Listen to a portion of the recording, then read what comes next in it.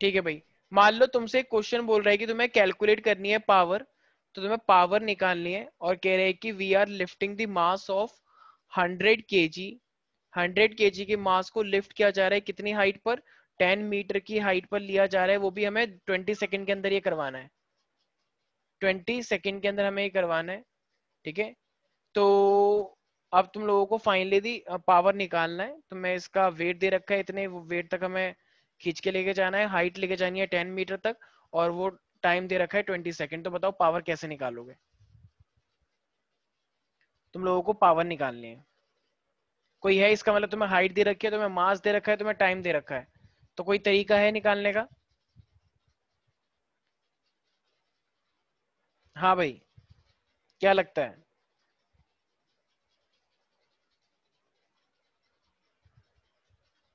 निकला किसी का? Sir mgh I think. mgh तो पोटेंशियल एनर्जी हो गया, मैं तो पावर पूछ रहा हूँ।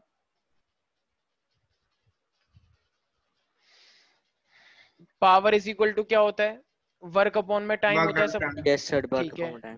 ठीक है, और वर्क, वर्क एनर्जी के इक्वल होता है। Work is equal to force into displacement होता है। Yes sir. हाँ, वही mgh भी लगा सकते हो तुम। ठीक है, हम्म। तो फोर्स इनटू डिस्प्लेसमेंट अपॉन में टाइम। ठीक है, फोर्स कितना होता है, जितना वेट होता है। भाई अगर जितना ये तुम्हें वेट दे रखा है, इसका केजी दे रखा है ना, तो ये तो यस। मास हुआ, लेकिन वेट हमेशा, भाई वेट और फोर्स एक ही बात तो होती है। मैं जिस सोफे पे बैठा हूँ, तो जो मेरी बॉडी का वेट है वो एक तरह से फोर्स ही तो हुआ बेड के ऊपर, राइट, सोफे के यस ऊपर, यस सॉरी। सर। ठीक है, तो जैसे हम जिस पे भी बैठे रहते हैं, तो वही इस तरह से उसका क्या हो जाता है, weight is always a force. तो ये जो फोर्स है, तो वेट की जगह पे mg लिख सकता हूँ, क्योंकि वेट हमेशा यस क्या सर। होता है, mg होता है। ठीक है, और डिस्प्लेसमेंट कितने का हुआ है, ये क्या है, 10 मीटर, 10 मीटर 10 और डिवाइडेड बाय टाइम कितना दे रखा है, 20 सेकेंड्स। तो m तुम्हें दे रखा है, g से मल्टीप्लाई करो इंटू 10 और अपॉन में 20, तो निकल नहीं जाएगा ये? Yes sir. अरे यार क्या कर रहे हो, इतने सिंपल सिंपल क्वेश्चन करवाऊंगा क्या मैं अब? ठीक है, अच्छा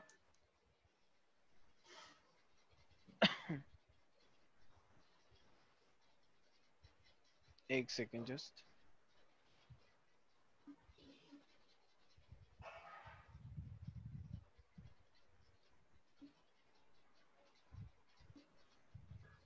सारे बच्चे क्वेश्चन लिखें। A rain drop of mass, a rain drop of mass 1 gram, a raindrop of mass 1 gram falling from a height of, falling from a height of,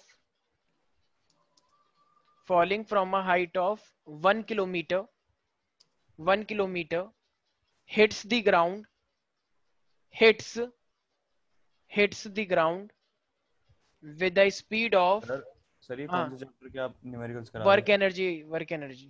sir वो खत्म हो गया? तुम कौन सी दुनिया में हो बेटा, रोटेशन मोशन भी स्टार्ट हो चुका था और सेंटर ऑफ मास भी पढ़ चुके थे हम, वर्क एनर्जी खत्म होने के बाद। याद आया कुछ कुछ, सेंटर ऑफ मास?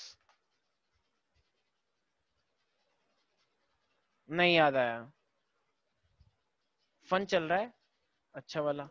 पर ये विद द क्या था, स्पीड ऑफ। कुछ कुछ याद आ रहा है? ये ऊपर सेंटर ऑफ मास, ये कुछ टॉपिक दिख रहा है यहाँ पे? ये वर्क एनर्जी में था या रोटेशन में था? सर ये तो रोटेशन का है। अच्छा, तो हमने, अच्छा बीच में हमने रोटेशन स्टार्ट कर दिया वर्क एनर्जी आधा छोड़ के, क्योंकि यहाँ पे रैंडमली चलता है कुछ भी, ऐसे ही है ना? नहीं सर नहीं।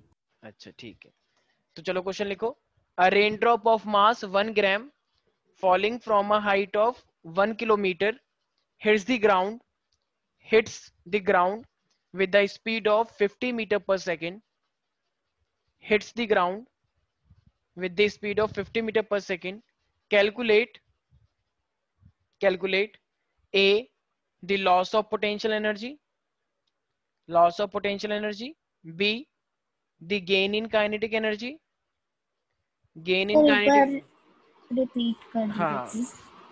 a raindrop of mass 1 gram falling from a height of 1 kilometer hits the ground with the speed of 50 metre पर सेकेंड। मतलब एक बॉल 1 किलोमीटर से नीचे गिरी हाइट पे, और वो जब टकराई तो उसकी वेलोसिटी कितनी थी 50 मीटर पर सेकंड।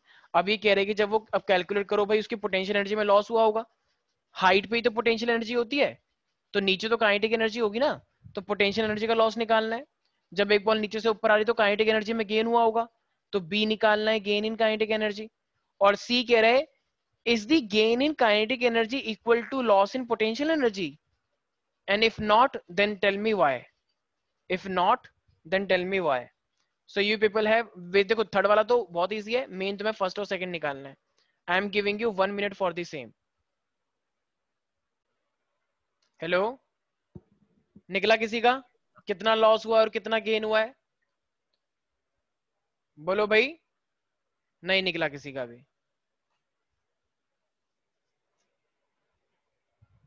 अच्छा, मैंने जब तुम्हें 1 ग्राम दिया था, 1 ग्राम को किस में कन्वर्ट करोगे, केजी में कन्वर्ट करोगे या नहीं करोगे? Yes sir. Yes sir. भाई अगर तुम्हें 1 ग्राम में दिया है तो 1 ग्राम को केजी में तो कन्वर्ट करना ही होता है ना, केजी में ही सारी चीजें ली जाती है। 1000 से डिवाइड करोगे तो ये 0.001 ग्राम आ जाएगा, आई मीन केजी आ जाएगा, हर चीज केजी में ली जाती है। अच्छा, हाइट कितने का Yes, दे sir. रखा है? 1 किलोमीटर। ठीक है। अच्छा, और लेकिन हाइट हम हमेशा मीटर में लेते हैं किलोमीटर में लेते हैं? मीटर। मीटर। तो किलोमीटर को किस में कन्वर्ट कर लोगे? मीटर में। वेरी गुड आस्था, यस एंजॉय चल रहा है पूरा। हाँ, और ये हमारे पास, अगर मैं वेलोसिटी की बात करता हूँ तो वेलोसिटी कितना होता है? 50 मीटर पर सेकेंड। ये तुमने दोनों ईयरफोन निकाल रखे हैं, एक निकाल रखा है? देखो आज तो कोई फर्क ही नहीं पड़ रहा। कैरियर फुल एंजॉय करो। वेरी गुड आस्था, वेरी गुड, शाबाश।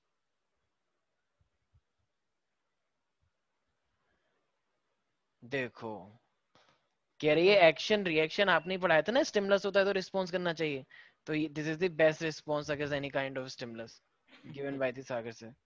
ठीक है, तो ये हमारे पास है 50 मीटर पर सेकंड वेलोसिटी। ठीक है, अब हमें क्या निकालना था? लॉस इन निकालना था, तो तुमने निकाल लिया आज था लॉस इन एनर्जी? नहीं निकाला? अच्छा, डिस्कशन चल रहा था कैसे निकालना होता है। ओके ओके, बहुत अच्छी बात है ये। ठीक है, तो हमें लॉस अगर निकालना है तो देखो मुझे एक बात बताना, अगर तुम्हें पोटेंशियल एनर्जी हाईएस्ट पॉइंट पे पता लग जाए, ठीक है, जो हाईएस्ट पॉइंट पे रही होगी, तो अब जरा एक बात बताओ, अगर मुझे हाईएस्ट पॉइंट पे पोटेंशियल एनर्जी निकालनी होगी तो उसका फॉर्मूला क्या होता है? एमजीएच होता है क्या? Yes sir. Yes sir. ठीक है, तो उसने तो तुमसे लॉस ऑफ पोटेंशियल पूछा है, तो यार एक सेकंड देखो, अगर वो नीचे तक आएगी तो नीचे आते आते तो पूरा का पूरा पोटेंशियल एनर्जी में ही लॉस हो जाता है, क्योंकि वही तो काइनेटिक एनर्जी बन जाएगी। मुझे एक बात बताओ, सर्विस ध्यान सुनना। मान लो ऊपर एक बिल्डिंग है, बिल्डिंग पे टोटल पोटेंशियल एनर्जी कितनी थी? 100। ठीक है, और अब वो बॉल जब नीचे आई तो नीचे कुछ ना कुछ काइनेटिक एनर्जी गेन हो गई। तो जरा मुझे एक बात बताना, तो ऊपर की जो पोटेंशियल एनर्जी होगी तो वही तो आगे जाके काइनेटिक में कन्वर्ट हुई है वैसे नीचे तक आने में। तो जरा मुझे एक बात बताओ यहाँ पे, अगर मुझे सबसे पहले एक काम करता हूँ, पोटेंशियल एनर्जी निकालता हूँ अपने किसी टावर पे, तो हमारे पास फॉर्मूला कितना होता है? एमजीएच होता है। तो अगर मैं एमजीएच निकालूंगा तो एम कितना हो गया मेरे पास? 0.001। जी कितना होता है? 10। और ये कितना दे रखा है हाइट तुम्हें? 1000। 1000। ये टोटल कितना हो जाएगा? 10। तो ये 10 जूल आ गया। ठीक है, तो अब जरा मुझे एक बात बताना, जब कोई भी ऊपर से एकदम बॉल नीचे आएगी तो नीचे तो सिर्फ और सिर्फ काइनेटिक एनर्जी होती है, यस पोटेंशियल सर। तो होती ही नहीं है। और मैक्सिमम पॉइंट पे 10 जूल है, तो जरा बताना पोटेंशियल एनर्जी में कितना लॉस हो गया? 10 का। 10 हो गया ना भाई। भाई ऊपर टोटल पोटेंशियल एनर्जी कितनी थी? 10 जूल की, और नीचे आते आते वो काइनेटिक हो गया पूरा, तो पोटेंशियल एनर्जी में कितना लॉस माना जाएगा? 10 जूल का माना 10। जाएगा। ठीक है, अब ये कह रहा है गेन इन काइनेटिक एनर्जी बताओ। अब अगर वैसे गेन इन की बात की जाएगी तो देखो, अब नीचे आने से ना कुछ, क्योंकि ऑब्जेक्ट नीचे गिर रहा है, जी उसे खींच रहा है, तो थोड़ा सा अट्रैक्शन की वजह से गेन इन काइनेटिक एनर्जी होता है, तो हम क्या फॉर्मूला लगाएंगे? Half M V square. क्या तुम्हें हाफ एम पता है कितना है? 0.001। क्या तुम्हें उसकी वेलोसिटी दे रखी है? वेलोसिटी 50 मीटर पर सेकंड स्क्वायर। तो जरा बताना कितना आएगा ये gain in kinetic energy? Half into 0.001, 50 into 50 कितना हो जाएगा फिर एक तरह से? सर 1 पॉइंट कुछ आ रहा है। 1.25 समथिंग आएगा, right? Yes yes sir. Sir. 1.25 इसका मतलब काइनेटिक एनर्जी में गेन कितने का हो जाएगा? 1.25 का हो जाएगा। 1.25। अब जरा बताना, देखो देखो कुछ बच्चे सोचते हैं सर आप तो कहते हो एनर्जी हमेशा कांस्टेंट रहती है, होती है, लेकिन तुम अर्थ पे रहते हो ना, तो जी भी तो, जैसे मान लो कोई भी एक ऑब्जेक्ट है अगर वो नीचे गिरता है तो नीचे गिरने पे जाते लगते हैं या तुम्हें जब पत्थर ऊपर फेंका जाएगा तब किसके जाते चोट लगेगी? जब नीचे नीचे आने फेंकेंगे। पे। तो इसका मतलब ग्रेविटी की वजह से जो बॉल नीचे आ रही है उसकी वजह से कुछ ना कुछ बढ़ गया। तो 10 तो पोटेंशियल एनर्जी से काइनेटिक एनर्जी में कन्वर्ट हुआ ही हुआ, साथ में इतना एक्स्ट्रा और बढ़ गया।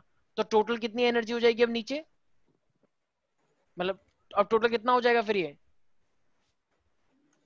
अरे भाई 10 जूल इतना था, अब ये 1.25 है, तो टोटल एनर्जी कितनी हो जाएगी? 1.25 नहीं हो जाएगी? Sorry sorry yes, sorry, 11 11.25। Total अगर मैं बात करता हूँ टोटल, राइट? तो यहाँ पे गेन इन काइनेटिक एनर्जी और gain in loss in potential energy क्या इक्वल है?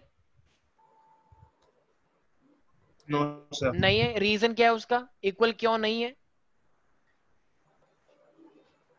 भाई ऊपर जितनी पोटेंशियल एनर्जी थी नीचे काइनेटिक एनर्जी उतनी मेरी नहीं आई, तो इसका क्या रीजन है, क्यों नहीं आई इतनी? अरे अभी तो बताया, gravity, force, air, air resistance, इन सब की वजह से। अरे जब तुम बॉल, मान लो एक लड़की फर्स्ट फ्लोर पे है, तुमने उसके ऊपर कुछ फेंक के मारा तो उसके लग गई, ठीक है। अब मान लो एक वो लड़की नीचे जा रही थी, अब तुम ऊपर थे, जब तुमने कुछ फेंक के मारा तो उसको चोट कब लगेगी? जब वो फर्स्ट फ्लोर पे तब, जब या वो नीचे थी तब? सब हम नीचे। नीचे थी, हाँ ऑफ कोर्स, क्योंकि नीचे ग्रेविटी लगती है तो वो और बढ़ जाती है ना वेलोसिटी। Yes sir. किसी को कुछ समझ नहीं आ रहा है यहाँ के बच्चों को, क्योंकि यहाँ के यस सर। बच्चों को अपनी सोसाइटी के अलावा किसी से मतलब ही नहीं है। इनको यही नहीं पता कि इनकी सोसाइटी के बाहर एक बहुत बड़ी दुनिया है और वो एक पूरा संसार है, वहां बहुत सारी चीजें होती हैं। लेकिन इनको सिर्फ इनको सोसाइटी से ही मतलब नहीं है, इनको सिर्फ अपने घर से मतलब है कि दीदी ये बना रही है, आज मम्मी ने पकौड़े बनाए, आज एंजॉय चल रहा है, चलो बातें करते हैं, गॉसिप करते हैं, स्कूल खुल नहीं रहे हैं, चलो एंजॉय करते हैं, चलो सो जाते हैं, थक गए बहुत ज्यादा। अभी ऑनलाइन क्लास आ रही है तो कोई बनी, थोड़ी बहुत बातें सुनेंगे, थोड़ा बहुत दिमाग में कुछ और बातें चल रही होंगी, बस क्लास खत्म हो जाएगी, सर प्लीज छोड़ दो। डेली की साइकिल यही है बस, और कुछ थोड़ी है कि सर प्लीज अब छोड़ दो ना, सर अब टाइम देख रहे हो, मुझे सोने का टाइम हो रहा है। ये सब बातें होती हैं, बस यही डेली साइकिल है। ठीक है, गुड। सर प्लीज टेस्ट जल्दी रख लो, मुझे बाहर जाना है कहीं, पार्टी आज। ऐसी सी बातें होती हैं बताओ यहाँ पे। ठीक है चलो, एक क्वेश्चन कह रहे हैं हमसे, मतलब अपने आप से तो यहाँ के बच्चे न्यूमेरिकल की प्रैक्टिस कर ही नहीं सकते। बेटा कहीं पे भी चले जाओ, किसी भी कोचिंग में, तुम्हें न्यूमेरिकल की प्रैक्टिस नहीं करवाई, जो तुम्हें कौन सा समझाया जाता है, न्यूमेरिकल तुम्हें खुद ट्राई करने होते हैं। अलग अलग बुकों से, अलग अलग कौन सा कहीं ना कहीं से लोग ऑनलाइन निकालते हैं, अलग अलग बुकें लेते हैं न्यूमेरिकल प्रैक्टिस के लिए। लेकिन मजाल क्या, तुम खुद को अपना प्रैक्टिस कर लो, क्योंकि तुम्हें लग रहा है 10th क्लास की तरह है, बस 2-4 न्यूमेरिकल प्रैक्टिस करवाओ और वही बोर्ड में आ जाएंगे और हम कर देंगे। 2 मासेस दे रखा है हमको,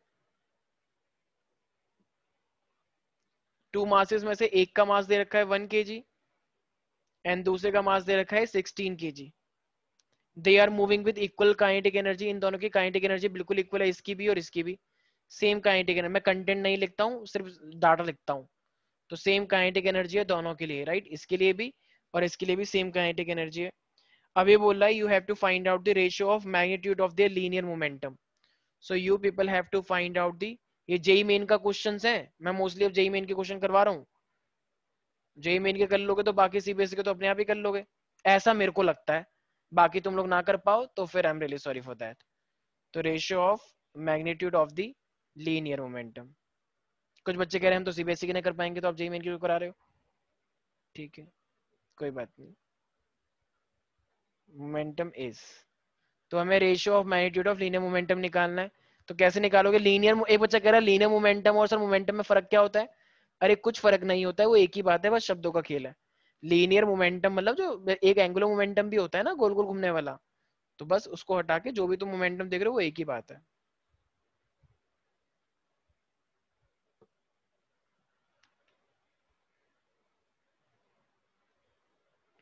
और भाई इस बार टेस्ट में इतने गंदे नंबर क्यों आए हैं कुछ बच्चों के?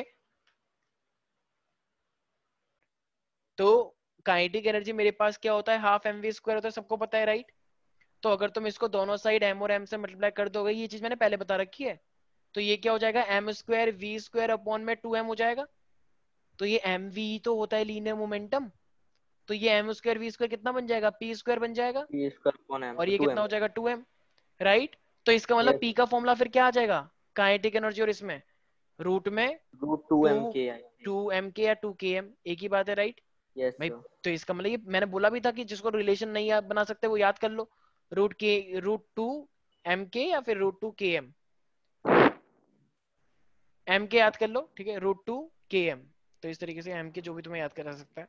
अब जरा बताना p, और मैंने तुम्हें क्या बोला था, मास दिया था ना शायद यस क्वेश्चन सर। में, तो ये p और मास के बीच में डायरेक्ट रिलेशन है, इनवर्स रिलेशन है? इनवर्स। अबे इनवर्स है, करेक्ट है।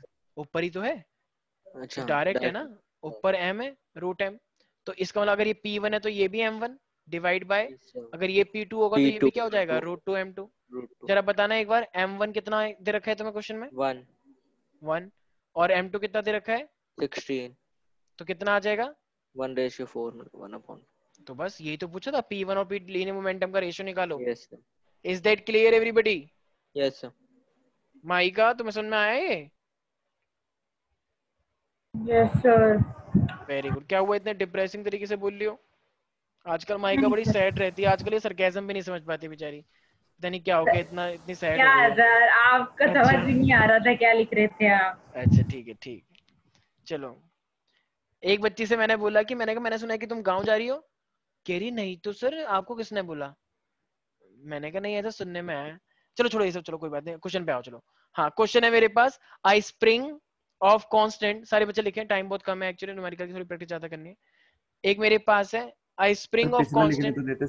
अच्छा लिखा नहीं था, अच्छा उतारना था ये, ठीक है। कुछ बच्चे तो ऐसे जिनको उतारने की जरूरत नहीं पड़ी क्योंकि उन्होंने पहले ही कर लिया था, पर ठीक है चलो। एक स्प्रिंग है, एक स्प्रिंग का कांस्टेंट तुम्हें दे रखा है, K इज इक्वल टू, भाई मैंने बताया था ना अलग अलग टाइप की स्प्रिंग होती है। अच्छा आस्था बताएगी, आस्था स्प्रिंग के लिए जो काइनेटिक एनर्जी होती है वो कितनी होती है, याद आया? हाफ mv², जैसा ही उसका रिदम बनता है, हाफ ये एंड ये स्क्वायर। सोचो सोचो स्प्रिंग के लिए।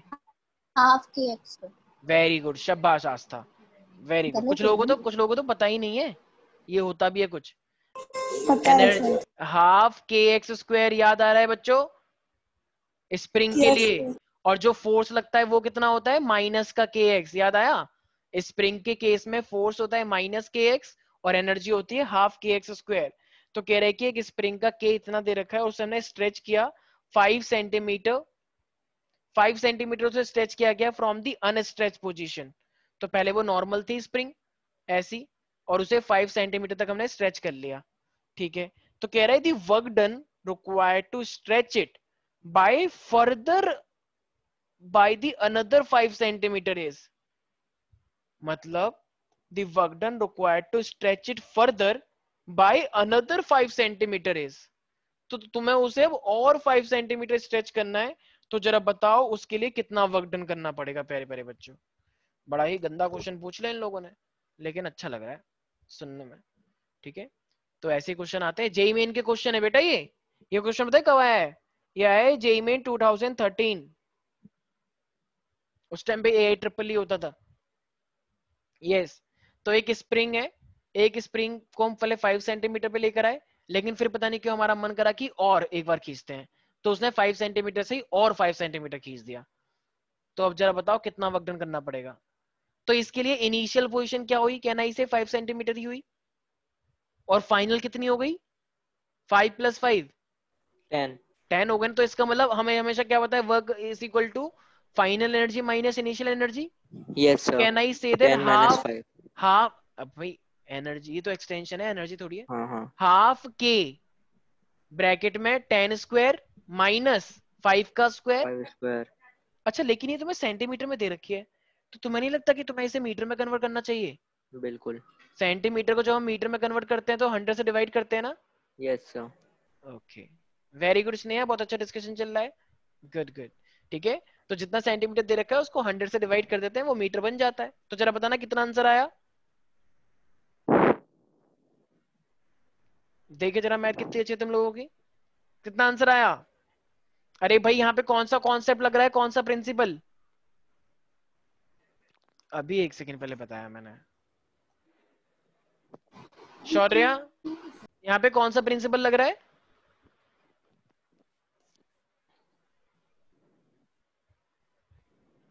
अरे यहाँ पे ये जो न्यूमेरिकल हम सॉल्व कर रहे हैं सर कौन से पता उससे कर रहे हैं? नहीं, सर पता वेरी नहीं। गुड, ठीक है, मतलब ऐसा लग रहा है कि कुछ लोगों की सिचुएशन इतनी बुरी है कि वो एकदम फ्रस्ट्रेट हो चुके हैं।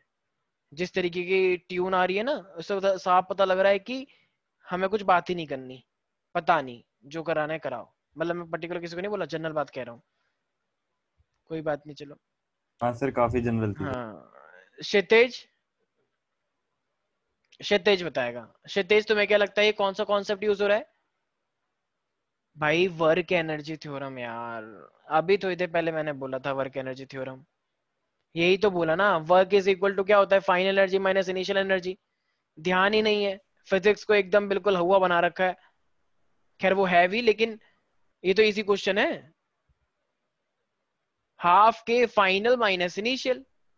अरे भाई, जब ये अगर ये स्प्रिंग नहीं होती, अगर ये मास होता किसी बॉडी का, तो तुम क्या करते? हाफ के V square minus half M V square minus U square, यही तो करते। ये नॉर्मल मास के लिए होता है, लेकिन जब वो स्प्रिंग है तो क्या बन जाता है? हाफ के एक्स एफ माइनस का एक्स आई का स्क्वायर। तो हाफ स्प्रिंग कांस्टेंट कितना दे रखा है तुम्हें? ये रहा 5 × 10⁻³ अच्छा, एक्स एफ कितना है? फाइनल एक्सटेंशन बताना कितना किया था हमने? 10. Very good, 10। और डिवाइड बाय 100 भी तो करेंगे, सेंटीमीटर से मीटर बनाना है ना, तो पूरे का करना पड़ेगा यार देखा जाए तो। और ये माइनस का एक्स आई कितना था इनिशियल, कितना पहुंच गया था? 5 डिवाइड बाय 100। भाई सेंटीमीटर से मीटर बनाते हैं ना, करना जरा कितना आया आंसर? यस नेहा, थोड़ा सा वो हो गया, कैलकुलेशन थोड़ा सा बढ़ गया आई गेस।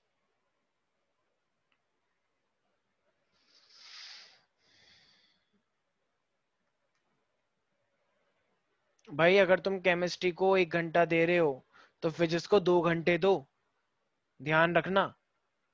फिजिक्स को अगर तुम नहीं दे पा रहे हो ना 1 या 2 घंटे डेली के, तो कुछ नहीं कर पाओगे एंट्रेंस एग्जाम के अंदर। सीबीएसई तो निकाल लोगे जैसे तैसे, इस बार तो वैसे भी ऑनलाइन है, तो कुछ ऐसे चांस तो है नहीं। जिसके नफरत होगी टीचर से वही वही फेल करेंगे, वरना तो सब ऑफ कोर्स 12th में प्रमोट होंगे, मोस्ट वेले, जितना मुझे लगता है। वरना ऑफलाइन जब होता है तो तब तो प्रमोट करते नहीं है कुछ स्कूल वाले। 12th वाले टीचर्स 11th 12th के टीचर कुछ अलग ही टाइप के होते हैं बहुत से स्कूलों में। किसका आंसर निकला भाई अभी तक? So 1.25 into 10⁻². अच्छा, तो 18.75 आ रहा है। वेरी गुड, वेरी गुड संकल्प, बहुत अच्छी कैलकुलेशन है। यस, आस्था कुछ चेक करो, कुछ गड़बड़ करी है तुमने। बिल्कुल सही है संकल्प, यूं ही थोड़ी बोलता हूँ मैं, मैथ अच्छी नहीं है, मैथ अच्छी है बहुत। Very good. चलो भाई, अच्छा संकल्प एक बात बताओ यार, ये जो लीनियर मोमेंटम है और ये काइनेटिक एनर्जी है, इनमें से कौन सा स्केलर क्वांटिटी और कौन सी वेक्टर क्वांटिटी है, क्या लगता है? लीनियर मोमेंटम है एक और एक काइनेटिक एनर्जी है, तो कौन सा वाला वेक्टर लग रहा है तुम्हें और कौन सा वाला स्केलर लग रहा है? या दोनों ही स्केलर हैं या दोनों ही वेक्टर हैं? काइनेटिक वेक्टर होगा और लीनियर मोमेंटम स्केलर। अच्छा, तुम सर ऐसा है। नहीं, लीनियर मोमेंटम तो सर वो होता है वेक्टर क्वांटिटी। भाई एनर्जी की कोई डायरेक्शन होती है क्या? तुम्हारी बॉडी में एनर्जी है, क्या उसकी कोई डायरेक्शन होगी? Potential energy, kinetic energy, energy तो एनर्जी होती है ना, मोमेंटम होता है, मोमेंटम की डायरेक्शन होती है। ठीक है, ध्यान रखना भाई। मोमेंटम जो होता है हमारे पास, वो अपने आप में क्या होता है? तो मोमेंटम की अपने, जैसे कोई भी गाड़ी चल रही है तो उसके अंदर मोमेंटम होता है। कोई बॉल तुम फेंक के मारते हो, उसका मोमेंटम होता है। तो मोमेंटम क्या होता है? उसकी डायरेक्शन होगी अपने आप में।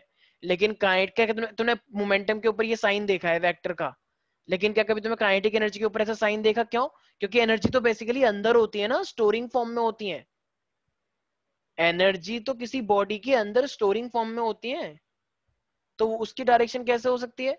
मेरे अंदर एनर्जी जो स्टोर है, क्या मैं उसे बोलूंगा उसकी डायरेक्शन नीचे जा रही है या ऊपर जा रही है या लेफ्ट जा रही है, थोड़ी सी टेढ़ी टेढ़ी? ऐसा नहीं होता है ना, एनर्जी की कोई डायरेक्शन थोड़ी होती है। तो इसलिए उल्टा बोल दिया तुमने। सर मेरा एक सवाल था सर। हाँ हाँ बोलो। सर कभी कभार ऐसा होता है कि मतलब हम जैसे बैठे हैं तो सर हाथ में वाइब्रेशन सी होने लगती है, ऐसा लगता है कि सर खून तेज सा बहने लगा, ऐसे क्यों होता है सर? है, मेरे को तो नहीं हुआ ऐसा कभी। होता है क्या?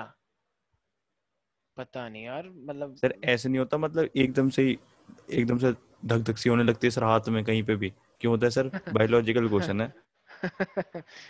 यार हाँ मेरे को सर। क्या क्या क्या एकदम से धक धक हो जाती है। अरे सर बैठे बैठे नहीं होता कि सर हाथ में एकदम से वाइब्रेशन सी होने लगी। थोड़ा सा वो अच्छा फूड खाया करो, ठीक है, विटामिन मिनरल की थोड़ी सी कमी हो गई है तुम्हारे अंदर, ठीक है, वरना ऐसा होता नहीं है। सर ये ठीक है कौन सी कमी है सर? क्या संकल्प तुम्हें सर भी, ये डायग्नोसिस है सर ये? एक सेकंड बहुत कॉमन होता है। अच्छा संकल्प तुम्हें भी होता है क्या? सर आपने मतलब सही से नहीं पढ़ाई करी सर। हाँ मैंने नहीं करी है। संकल्प सर तुम्हें भी होता है होती क्या? है। संकल्प तुम्हें भी होता है क्या? तुमसे क्या पूछ रहा हूँ मैं? पता नहीं दैट, समझ में नहीं आया। बेटा ये दोनों साइड खेल रहा है। सर ऐसा मेरे को ऐसे सच में नहीं। झुनझुनी सी नहीं पड़ जाती हाथ में? अच्छा तुम अबे तो वहां पे तो ब्लड नहीं पहुंचा ना, क्या वो कह रहे हो जो चिटी चिटी तो सा फील वही होता है? तो नहीं बोल नहीं रहा सर, है। यू आर मिस नहीं हाँ इंटरप्रेटिंग इट। ये कुछ और कह रहा है, ये हाँ कुछ और सर। कह रहा है। नहीं सर, वो तो और क्या? हाँ एक ही पोजीशन में बहुत टाइम तक रहने से वो हो जाता है, वो तो ठीक हाँ है, वो हाँ अलग है। सर वहां कह पे रहा तो ब्लड। कुछ और चाह रहा पर समझ नहीं पा रहे। सर कोई नहीं, मैं खुद ही समझ लूंगा सर, कोई प्रॉब्लम सर नहीं वो है। अचानक से और बीट फिर करने हाथ बंद लगती है, मतलब कहीं पे। अच्छा हाथ हाथ बीट करने लगता है ऐसे ऐसे? अरे नहीं सर। तो फिर डमरू ले लिया करो फिर हाथ में, तो डमरू भी बचेगा और साथ में ऐसे भी होता रहेगा, तो सही रहेगा ना फिर, और सर तांडव वो भी नहीं करने सर। अरे ठीक है, ये जो भी क्वेश्चन है अपने पास रखो, डमरू ठीक है। है भाई, डमरू। फिजिक्स के अंदर तुम बायोलॉजी की पूछ रहे हो, ठीक है चलो। डॉक्टर को कंसल्ट बायोलॉजी करो की अच्छे क्या करना खासे, है हमें? ये बीमारी हो सकती है तुमको कोई खतरनाक वाली, दिक्कत करेगी आगे जाके, ठीक है। पता लगे तुम कहीं पे किसी के साथ बैठे हो और तुम हिलने लग गए, तो फिर कोई थप्पड़ मार सकता है तुम्हें, बदतमीज। तो थोड़ा सा ध्यान रखो, ठीक है। अब हमारे पास तुम्हें पता है भाई, तुम लोगों को पता है कि मान लो तुम्हें एक फोर्स दे रखा है, ये मैं तो नई नई बीमारी सुन रहा हूँ, बताओ बच्चों में आजकल नई जनरेशन है, पता नहीं कैसी कैसी बीमारी आ रही है आजकल। बताओ, लोग अपने आप हिल रहे हैं, किसी का हाथ हिल रहा है अपने आप। सर नहीं, अब गलत समझे सर। अच्छा ठीक है चलो, ये हमारे पास एक फोर्स का वेक्टर दे रखा है तुम्हें, ये डिस्प्लेसमेंट का वेक्टर दे रखा है, 2i कैप माइनस का j कैप, ठीक है। इस तरीके से कह रहा है इसका वर्कडन निकालो। हाँ भाई कैसे निकला इसका वर्कडन? सर ये होता है सर फोर्स इनटू डिस्प्लेसमेंट। तो सर ये हम जब फोर्स इनका इनटू डिस्प्लेस, क्या बोला तूने, डिस्प्लेसमेंट ना? हाँ सर, अच्छा जीप्स ठीक अटक गई है, सर। अच्छा अच्छा ठीक है, हाँ और आगे? सर तो मैं ये कह रहा था सर, जब इनका हम डॉट प्रोडक्ट लेंगे तो सर वो स्केलर क्वांटिटी आएगी which will give us the work done. Very good, बिल्कुल सही है। लेकिन अब आंसर कितना आया ये बताओ? अच्छा टाइम लगता है सर। हाँ क्या बोला? Very good Sneha, very good. मुझे लग रहा है इस क्लास में अगर सबसे ज्यादा किसी को फिजिक्स समझ में आ रही है तो वो है स्नेहा, और उसके बाद आस्था, मतलब दोनों बराबर भी हो सकती है। बाकी तो सब लोग यहाँ पे ऐसे ही लग रहा है कि बस ठीक है यार, थोड़े बहुत कर लो न्यूमेरिकल की प्रैक्टिस, थोड़ी बहुत डेरिवेशन कर लो, और क्या है इन सब में, हम तो बस साइंस ले लिए क्योंकि हमारा आत्मसम्मान पे चोट मतलब पहुंचाए कोई, ठीक है। प्रेशर होता है फैमिली का थोड़ा थोड़ा, तो बस वो बने रहना चाहिए। बाकी इंटरेस्ट नहीं है, ऐसी फीलिंग आती है अंदर से, इंटरेस्ट तो नहीं है, मजा नहीं आता न्यूमेरिकल करने में, ऐसा लग रहा है मुझे कुछ लोगों को देख के, दो तीन बच्चों को छोड़ के बस। ठीक है बिल्कुल सही है 7J। क्यों? क्योंकि फोर्स इनटू डिस्प्लेसमेंट होता है, मैंने बताया था कि जब डॉट होता है तो आई का आई से, जे का जे से और के का के से। तो जरा देखो, ये ना भी करो ना तब भी निकाल लूंगा। देखो आई का आई से करना, जरा कितना हो जाएगा, 5 इंटू, 10। अच्छा ये कितना होगा, 3 इंटू जे का जे से करो तो 3 माइनस है ना, तो माइनस का 3 हो जाएगा। अरे एक सेकेंड, 3 1 जा 3 है ना, हाँ तो माइनस प्लस माइनस माइनस हो जाएगा। तो 10 में से -3 गया, कितना आ गया, 7J। एक बच्चा कह रहा सर इस के का क्या हुआ? अबे यहाँ पे भी तो के है, उसके आगे जीरो लगा है, तो 3 इंटू जीरो, तो वो जीरो हो जाएगा ना। कुछ लोगों को समझ नहीं आ रहा है, 3 इंटू जीरो जीरो होता है, ठीक है चलो।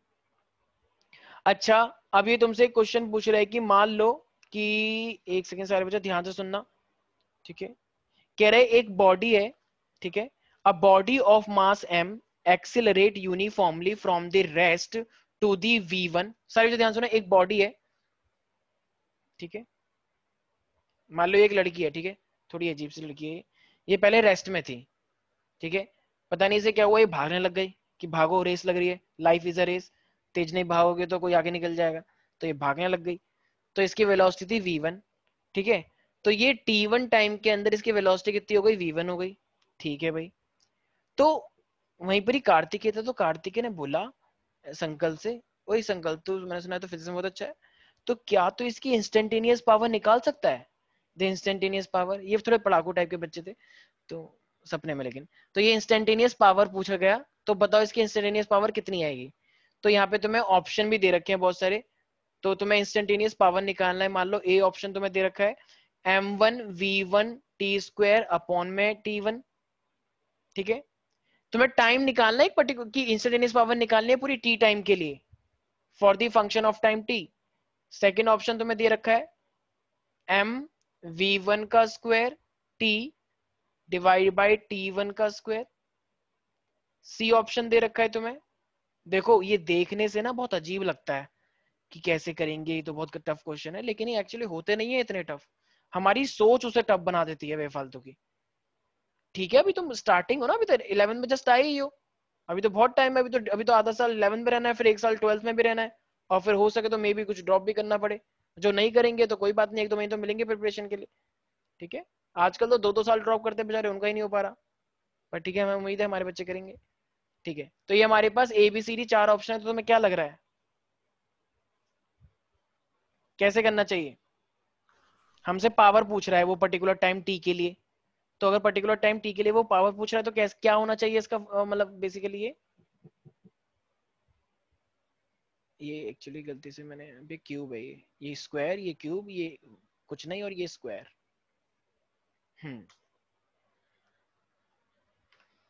क्वेश्चन तो समझ में आया क्या होगा, एक लड़की भाग रही थी। अच्छा, अगर एक लड़की भाग रही थी मान लो, तो वो पहले रेस्ट पे थी ना, बोला था ना कि पहले रुकी हुई थी, और अगर वो रेस्ट पे थी तो क्या तुम उसकी फाइनल वेलोसिटी निकाल सकते हो, मतलब ए और टी के टर्म्स में? मान लो उसका एक्सेलरेशन कुछ ए वे रहा हो, मुझे लग रहा है तुमसे ही होगा नहीं। मान लो एक लड़की है, ये रेस्ट पे थी, v1 पे चली गई है, तो क्या मैं एक तरह से उसको ऐसे बोल सकता हूँ, क्योंकि हमें फॉर्मूला पता है v is equal to U plus A T, तो अगर v मेरे पास ये v1 है तो u कितना था 0, तो इस प्लस का a इंटू टी वन हो जाएगा, मान लो एक्सेलरेशन कुछ रहा होगा, तो a कितना हो जाएगा फिर मेरे पास, एक्सेलरेशन कितना हो जाएगा उस लड़की का v1 upon t1। भाई 0 से अगर वो v1 तक गई है तो ऑफ कोर्स एक्सेलरेशन क्या होगा, तभी तो v1 आया, वरना 0 से लेके स्पीड कैसे बढ़ सकती है, तो एक्सेलरेशन तो था ही था। ठीक है भाई, तो ये मेरे पास एक्सेलरेशन की वैल्यू आ गई। ठीक है, तो अब क्या मैं ये बोल सकता हूँ, अब देखो उसने मुझसे क्या पूछा है, पावर निकालो एक पर्टिकुलर टाइम के लिए, तो अब पर्टिकुलर टाइम के लिए तो मुझे क्या फॉर्मूला पता है, v is equal to A T होता है, क्योंकि रेस्ट से अगर चली है वो एक पर्टिकुलर टाइम में, टाइम अब वो टाइम रैंडम पूछा है, तो रैंडम टाइम के लिए वेलोसिटी भी कुछ ना कुछ v बन जाएगी, तो v is equal to A T बोल सकता हूँ आने वाले टाइम के लिए। तो ठीक है, अब क्या a तुम्हें पहले से ही पता है भाई, a यहाँ पे मतलब उतनी एक्सेलरेशन चल रही है वो, तो a की जगह पे हम क्या लिख देंगे, v1 अपॉन में t1 इंटू में t हो जाएगा क्या। ठीक है, ये मेरे पास फाइनल वेलोसिटी आ गई जिसके लिए वो पावर पूछ रहा है। अब पावर का फॉर्मूला क्या होता है जरा बताना एक बार, पावर का फॉर्मूला फोर्स और वेलोसिटी के टर्म्स में क्या होता है, बताया था मैंने पहले भी। Force into velocity. Very good, ये पहले भी शायद आज तक नहीं बताया था, मुझे याद आ रहा है। तो power is equal to force into velocity होता है, क्योंकि फोर्स इंटू डिस्प्लेसमेंट अपॉन में टाइम, तो डिस्प्लेसमेंट अपॉन में टाइम क्या हो जाता है, वेलोसिटी नहीं हो जाता, तो F इंटू वी हो गया। अब जरा बताना तो F कैसे निकालेंगे यहाँ पे, F is equal to M में होता है, और वेलोसिटी तो दे रखा है, तो M तुम्हें पता है क्या प्यारे प्यारे बच्चों, नहीं पता। अच्छा, एक्सेलरेशन हमने निकाल लिया क्या, कितना एक्सेलरेशन, v1 v1 अपॉन में upon t1। t1, ये तुम्हें पता है इक्वेशन में फंसाता है यहाँ पे, जेई मेंस है ना, इंजीनियरिंग मिलेगी आगे जाके, तो तुम्हें फंसाएगा वो कि तुम फंस जाओ बीच में उलझ जाओ, तुम्हें कुछ नहीं करना, तुम्हें शांत मन रह के सीधे आगे निकलना है, जो इक्वेशन है उसको फॉलो करते रहो फॉर्मूले को जो पूछा हुआ है। ठीक है, और v, क्या तुमने v भी निकाल लिया, वो रहा ना v जिसके लिए पावर पूछ रहा था वो आने वाले टाइम के लिए, तो v कितना निकाला है तुमने, v1 अपॉन में t1 इंटू में t हो जाएगा, तो फिर ये क्या बन जाएगा प्यारे प्यारे बच्चों, m m v1 square t upon t1 square। v1 square v square t upon में t1 का स्क्वायर। अच्छा, ये मेरे से फिर गलती हो गई, ये क्यूब नहीं था फिर, एक सेकंड, कुछ मैच कर रहा है क्या, कोई मैच नहीं कर सकता। अच्छा अच्छा, फिर ये क्यूब नहीं है, ये स्क्वायर है, मेरे से गलती हो गई। ठीक है, तो इसका मतलब ये कौन सा वाला हो जाएगा, बी हो जाएगा, राइट एवरीबॉडी, नहीं आया समझ, अरे एक तरह से बस ये तो मैं चेक ही तो करना चाह रहा था कि तुम्हें पावर का एफ इक्वल टू वी पता ही नहीं पता, बस लेवल थोड़ा सा अजीब सा दे दिया जानबूझ के, लेकिन यही तो चेक करना है, जिसको power is equal to F into V नहीं पता वो नहीं कर पाता इस क्वेश्चन को, राइट एवरीबॉडी। ठीक है, अब यहाँ पे जरा एक क्वेश्चन लिखो, हॉर्स क्वेश्चन है, हॉर्स क्वेश्चन है,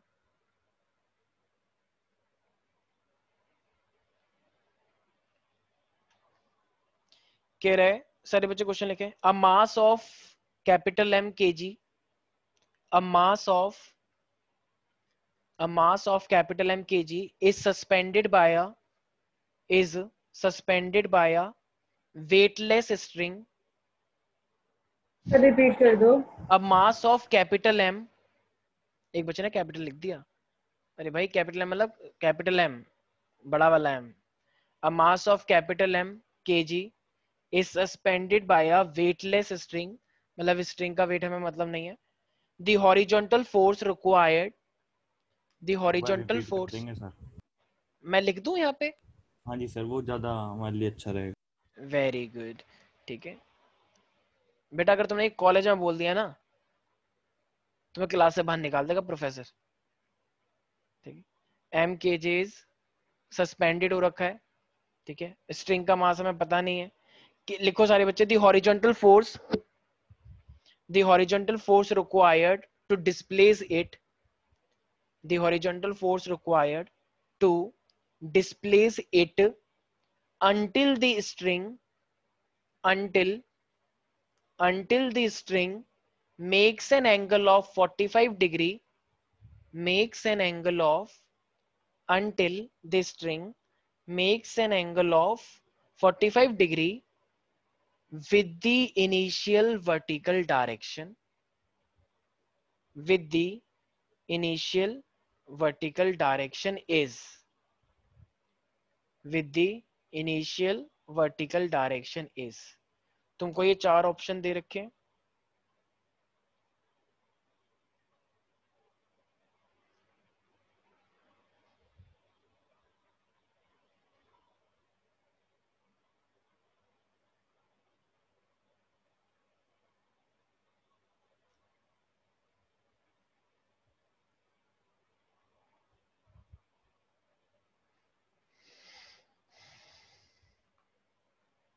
ये इस तरीके से बोल रखा है कि आप लोगों को ये निकालना पड़ेगा. अच्छा यार मुझे एक बात बताओ, ये क्वेश्चन थोड़ा सा आई नो थोड़ा सा टिपिकल होगा तुम्हारे लिए.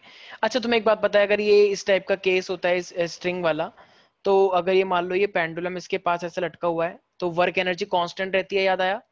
वो मतलब पोटेंशियल एनर्जी काइनेटिक में कन्वर्ट होती है, फिर काइनेटिक से पोटेंशियल इस तरीके से चलता रहता है.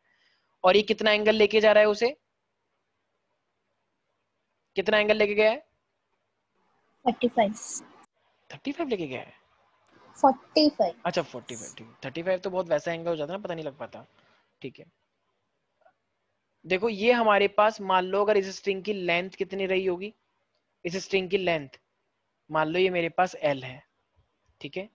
तो अगर इस स्ट्रिंग की लेंथ अपने आप में मतलब L है, तो ये जो थीटा है मेरे पास पूरा, तो ये थीटा है, तो फिर ये क्या हो जाएगा मेरे पास L. अगर ये L है तो फिर थीटा जिसके साथ होता है वो क्या बन जाता है, बताया था मैंने, cos theta. L cos theta बन जाएगा, राइट भाई. अगर ये L है तो जिसका थीटा अटैच होता है वो क्या बन जाता है, मैंने बताया था ये L cos थीटा हो जाएगा फिर. ठीक है तो अब एक सेकंड यहाँ पे बच्चे को दिक्कत हो सकती है क्या कि सर L तो ये भी है और L ये भी है पूरा का पूरा, तो आपने फिर उसे L cos थीटा क्यों लिखा? क्योंकि बात की जाए तो मतलब ये भी L है ये भी L है पूरा, तो एक्चुअली में ना ये यहां से लेकर यहां तक की बात चल रही है. जब ये यहां पर आया ना टेढ़ा, तो सिर्फ इतना हिस्सा वो L cos थीटा है, इतना सिर्फ यहां से लेकर यहां तक. ठीक है ना भाई, नहीं आया समझ? तो ये नीचे वाला थोड़ी है, मतलब मान लो मैंने बोला अगर ये कोई है, मान लो ये A है, तो एक बच्चा कहेगा तो कहेगा सर ये तो पूरा A cos थीटा हो गया. नहीं भाई, यहां से लेकर यहां तक बस ये A cos थीटा है, इस चीज का ध्यान रखा जाए. ठीक है भाई, तो अगर ये L cos थीटा है और ये पूरी की पूरी L है, तो नीचे वाला हिस्सा कितने का हो जाएगा जरा बताना एक बार. Sir L minus L cos theta. Very good, शाबाश.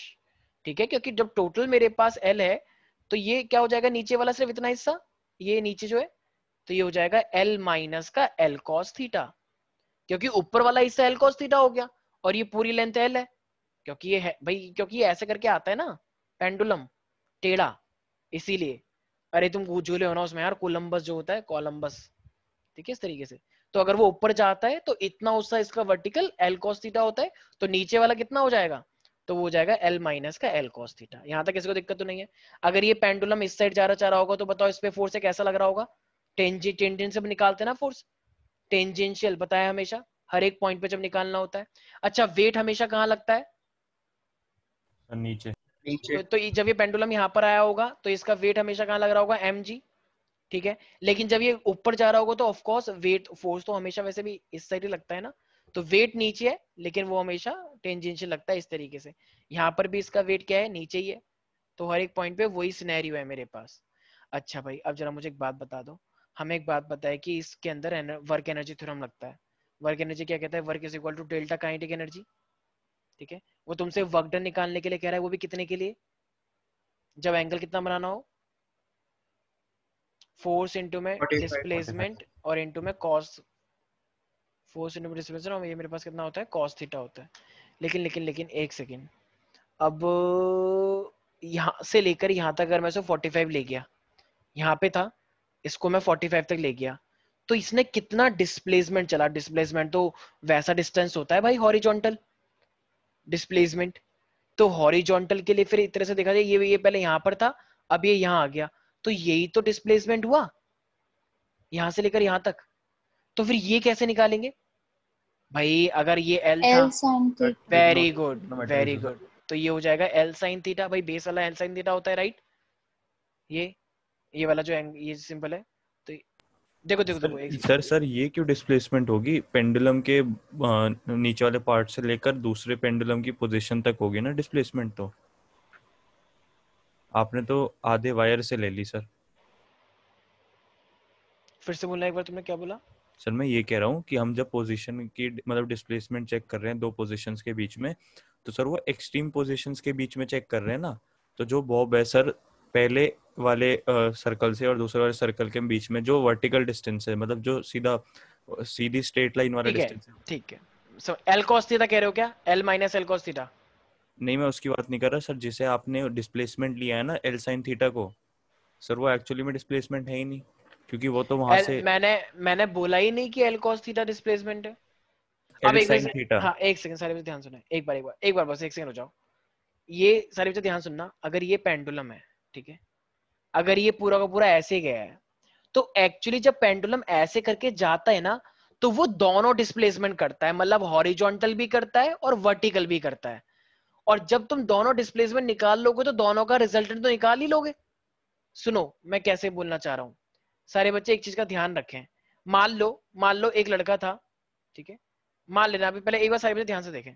मान लो एक लड़का भागते हुए ऐसे चला गया, ठीक है, तो एक बच्ची को सिर्फ वर्टिकल दिखता है, तो उसने बोला ओ माय गॉड, ये बच्चा यहां से लेकर यहां तक ऐसे गया, तो ये वर्टिकल डिस्प्लेसमेंट करा इसने, ठीक है। लेकिन दूसरी बच्ची कहती है नहीं नहीं मुझे तो वर्टिकल दिखता ही नहीं है, एक ये लड़का यहाँ पर था और ये लड़का यहाँ से यहाँ आ गया, तो इसके लिए ये हॉरिजॉन्टल हुआ। तो देखा जाए और जो डिस्प्लेसमेंट हुआ है, क्या वो हॉरिजॉन्टल में हुआ है, वर्टिकल में हुआ है, या दोनों जगह पे हुआ है? बताओ। दोनों जगह पे हुआ है ना, यहाँ पर भी हुआ है और यहाँ पर भी हुआ है। तो अगर एक वेक्टर ऐसा होता है और एक वेक्टर ऐसा होता है, तो हम रिजल्टेंट कैसे निकालते हैं? देखो इन दोनों के बीच का एंगल 90 हुआ, तो याद है ना A square plus B square plus का 2ab cos थीटा कितना हो जाएगा? वही 90, तो 0 हो जाएगा, तो सिर्फ ए स्क्वायर प्लस बी स्क्वायर ही तो बनेगा। याद आया ना, मैंने जब बताया वैसे भी 90 पे होता है तो ए स्क्वायर प्लस बी स्क्वायर ही बनता है, तो वही तो डिस्प्लेसमेंट माना जाएगा। एम आई राइट एवरीबॉडी? ठीक है, अब जरा आते हैं मेन क्वेश्चन पे, तो बताओ जरा। सर एक सेकंड सर। हाँ सर एक बार आप एक डायग्राम बनाएंगे सर, मैं बोल रहा हूँ सर एक बार। हाँ बोलो। सर एक लाइन नीचे को खींचिए सर। नीचे को खींच दी, मतलब सर नीचे खींच दीजिए, और सर नीचे एक डॉट सा बना दीजिए उसी लाइन के एंड पे। बना दी भैया। नहीं सर उसको ज्वाइन तो कर दो। अच्छा। हाँ अब सर एक जैसे 45 डिग्री पे एक लाइन और खींच दीजिए सर। हाँ सर इतनी ज्यादा लंबी कर दी सर ये तो। अरे वही समझ लो, हाँ चलो 45 सर सेम लेंथ की है सर ये। अच्छा चलो। हाँ सर। अब सर जैसे आइसक्रीम का कोन होता है ना सर, ऊपर क्रीम सी डली होती है सर, वैसा सा बना दीजिए सर नीचे एंड पॉइंट पे दोनों पे। पता नहीं क्या सोच रहा है ये मन के अंदर। ठीक है, कहाँ पे बनानी है क्रीम सी? सर कोन होता है ना, कोन के ऊपर वो क्या होती है गोल गोल सा सर वो। अच्छा ऐसे सर काइंड ऑफ ऐसे ले लीजिए, मैं तो चाहता था आप सिंपल रखें सर। अब सर एक, हाँ सर आपने सही बना दिया वैसे। सर अब एक बात बताइए, इन दोनों के बीच की जो डिस्प्लेसमेंट है, जो नीचे वाली लाइन है उससे जो ऊपर है सर सर वो हुई ना डिस्प्लेसमेंट तो। भाई डिस्प्लेसमेंट दोनों हुई ना, मैं वही तो समझा रहा हूँ। वर्टिकल लेवल पे भी डिस्प्लेसमेंट हो रही है और हॉरिजॉन्टल लेवल पे भी तो डिस्प्लेसमेंट हो रही है भाई। सर ये एक से डिस्प्लेसमेंट दूसरी वाली हुई कैसे गई, जबकि जब कहते हैं जस्ट शॉर्टेस्ट डिस्टेंस जो सर स्ट्रेट हो सिंपल, हाँ तो हाँ इसमें तो करवा रहा है। ठीक है, बिल्कुल करवा रहा है भाई मेरे। सुन ले, ये 3 डायमेंशनल स्ट्रक्चर तुम देख रहे हो जो तुम्हारे सामने है, ये अपने प्लेन से ही ऊपर भी चली गई और ये नीचे भी थी। तो इस कंडीशन में ये, इसलिए तो हमें वेक्टर की रिक्वायरमेंट पड़ी थी। जब हमें 2 या 3 डायमेंशन की जरूरत पड़ती है, तुमने अब तक लीनियर देखा है कि एक पॉइंट या शॉर्टेस्ट डिस्टेंस ये हो गया। लेकिन यहाँ पर जब एक पेंडुलम यहाँ पर था ये रहा, और फिर जब वो यहाँ पर आया, यहाँ पर आ गया, तो एक डिस्टेंस वर्टिकल ये बना, ये भी डिस्प्लेसमेंट है क्योंकि वहां से लेकर वहां तक शॉर्टेस्ट डिस्टेंस ये हुआ वर्टिकल लेवल पे, और एक यहां से लेकर यहां तक ये हॉरिजॉन्टल लेवल का डिस्प्लेसमेंट हुआ। तो 2 डिस्प्लेसमेंट हुए या नहीं हुए? एक हॉरिजॉन्टल हुआ, एक वर्टिकल हुआ। आर यू हाँ गेटिंग सर। एवरीबॉडी? हाँ हाँ सर। तो अगर अब मैं तुमसे बोलना चाहूंगा हॉरिजॉन्टल, हॉरिजॉन्टल पे तो फोर्स लग रहा है, तो फोर्स और जो नीचे वाला है वो ग्रेविटी की वजह से हुआ है। तो अगर मैं वर्क डन निकालूंगा हॉरिजॉन्टल वाला तो क्या निकल के आएगा? कैन आई से फोर्स इनटू में डिस्प्लेसमेंट? तो डिस्प्लेसमेंट कितना हुआ है हॉरिजॉन्टल वाला बताना, हॉरिजॉन्टल वाला प्यारे प्यारे बच्चों। L sin theta. L sin 45 था ना वो, मतलब थीटा है वो लेकिन एक्चुअली है तो 45। तो ये कितना sin 45 कितना होता है प्यारे प्यारे बच्चों? 1/√2. तो ये हो जाएगा 1/√2। ये निकल गया राइट भाई, इतना ये निकल गया ना हॉरिजॉन्टल वाला। अब वर्टिकल वाला कितने कैसे निकालेंगे? वर्टिकल वाला वैसे भी ग्रेविटी की वजह से हुआ है, ग्रेविटी की वजह से वो ऊपर गया फिर नीचे भी आया। तो अगर आप वर्क डन निकालेंगे मतलब वर्टिकल वाला वर्क डन निकालेंगे, वर्टिकल वाला ग्रेविटी की वजह से जो है, तो उसके लिए कितना हो जाएगा? फोर्स इनटू में डिस्प्लेसमेंट। डिस्प्लेसमेंट कितना है जरा बताना एक बार, कोई L भूल minus L cos theta. L minus L cos theta. अच्छा कॉस थीटा कितना होता है? Cos 45 1/√2. 1/√2 हो जाएगा। तो फिर ये अच्छा यहाँ पे जो फोर्स है ये कौन लगा रहा है देखना जरा, सर ये नीचे ग्रेविटी। धरती। अच्छा जी. जो F है वो कितना है मेरे पास? mg। तो ये हो जाएगा मेरे पास F is equal to mg, और इनटू में L क्या मेरे पास कॉमन आ सकता है? अरे L कॉमन आ सकता है क्या? कुछ लोग कह रहे हैं नहीं। तो 1 में से 1/√2 जाएगा, तो मतलब इसको ऐसे लिख दो, √2 करने की जरूरत नहीं है। तो एक ये मेरे पास क्या है हॉरिजॉन्टल वर्क डन, और ये मेरे पास क्या है वर्टिकल वर्क डन, राइट। तो अब अगर तुम्हें टोटल वर्क डन निकालना है तो हमें क्या करना पड़ता है? दोनों का मैं वो ले लूं समेशन जो तुम करते हो हमेशा। तो एक मेरे पास क्या है प्यारे प्यारे बच्चों, एक जो वर्क डन आया है, एक वर्क डन है मेरा FL/√2 प्लस, और दूसरा वर्क डन क्या है मेरे पास बोलोगे? mg into L 1 minus 2. mg into L root में √2 माइनस का √2 इधर आ जाएगा ना, डिवाइड बाय √2। ठीक है ये मेरे पास है। तो ये मेरे पास 2 टाइप के वर्क डन आ गए भाई। यहां तक किसी को भी कोई दिक्कत तो नहीं है भाई? ठीक है, तो ये मेरे पास दोनों के दोनों अपने आप में यहाँ पे वर्क डन आ गए। अब तुम्हें पता है कि जो टोटल एनर्जी है एक्चुअली में वो कांस्टेंट है या वेरिएबल है? भाई नीचे Constant. नीचे काइनेटिक एनर्जी थी, फिर उतनी पोटेंशियल एनर्जी है, तो जब work is equal to total energy करोगे ये एनर्जी माइनस एनर्जी तो जीरो ही तो आएगा वर्क डन। तो इसका मतलब ये जो टोटल वर्क डन तुमने निकाला है कि ये वाला प्लस ये वाला इज इक्वल टू जीरो हो जाएगा, जीरो तो होना ही चाहिए।